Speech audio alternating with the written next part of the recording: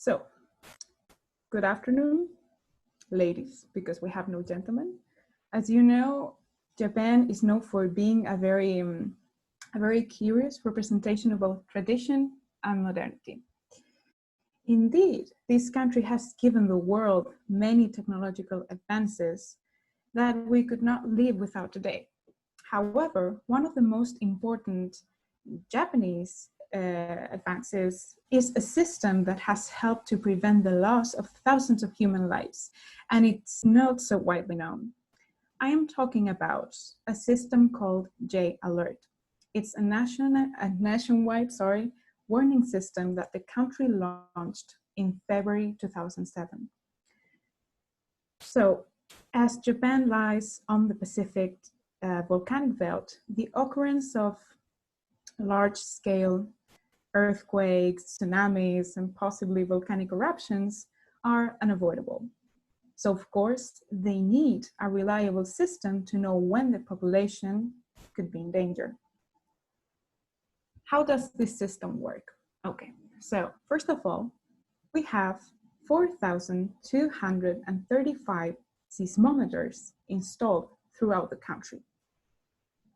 These devices can detect two types of seismic waves, P waves and S waves. P waves are a kind of wave that travel faster and hence become the first signal that a full-fledged earthquake is about to happen. And then the S waves are the ones that go after and that are much stronger. And then the Japanese Meteorological Agency uses this data to calculate the magnitude, the focus, and the seismic intensity of a potential earthquake. Also, Japan has some top-notch tsunami preparation.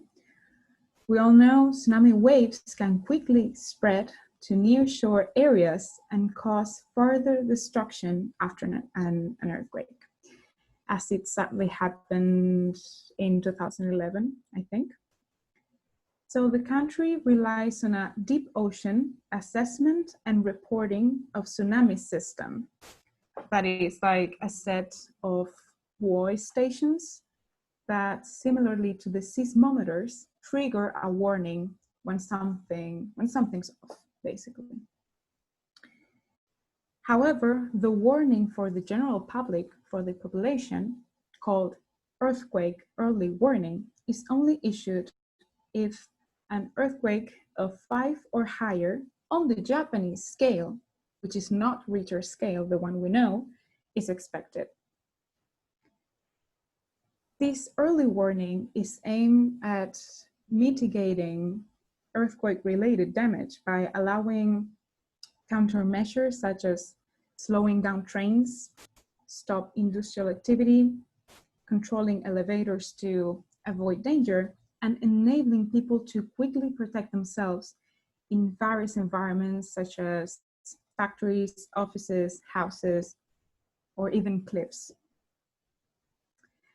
But how do people receive the alert? That's something that I thought was interesting, because I knew that, for example, in Hawaii, citizens get SMS alerts, or that in Chicago, they have like these big tornado sirens. But in Japan, as in everything in Japan, it's different. They really make sure you do not miss the alert.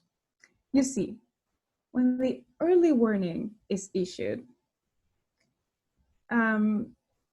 these early warnings and advisories are broadcasted through outdoor speakers, television, house alarms, radio, email, everything within a matter of seconds. And in the case of television and your cell phone, even if they're off, they will turn on by themselves and push the alerts. So you will notice that something is going on for sure.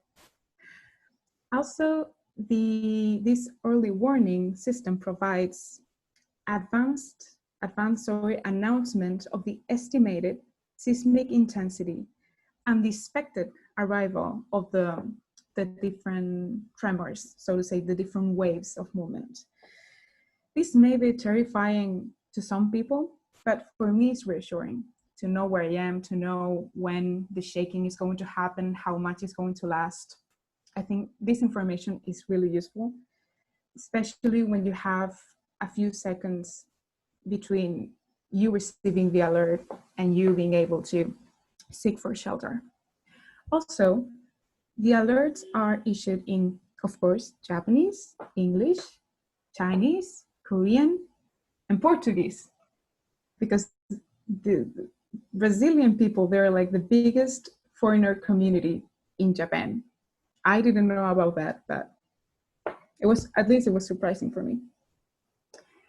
Also, something that I discovered while I was doing the research for this speech, and I thought was impressive, is that on TV, live shows are not interrupted. Once the warning is issued and the earthquake alert pops up on the screen, the broadcast goes on, and it's the TV host or hostess who assumes the task of indicating which prefectures will be affected and when, and how can citizens protect themselves and their families. Everything while they themselves experience the tremors, and it's amazing. I watched a couple of videos and you could see like the studio shaking and the TV host like speaking, not batting an eye, not anything.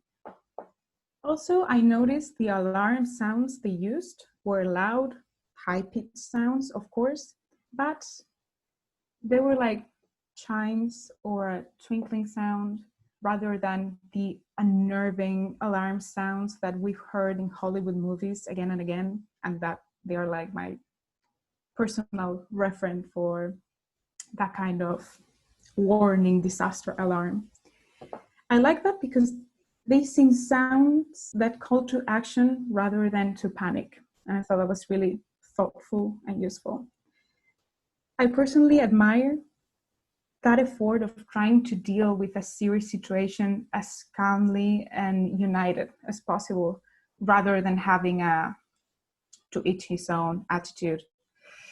I am pretty sure that in the West, or in Spain at least, the situation would be very different if something like that happened. Speaking about Spain, I checked if this country has any kind of similar protocol or just protocol, and I have to say, I didn't find anything.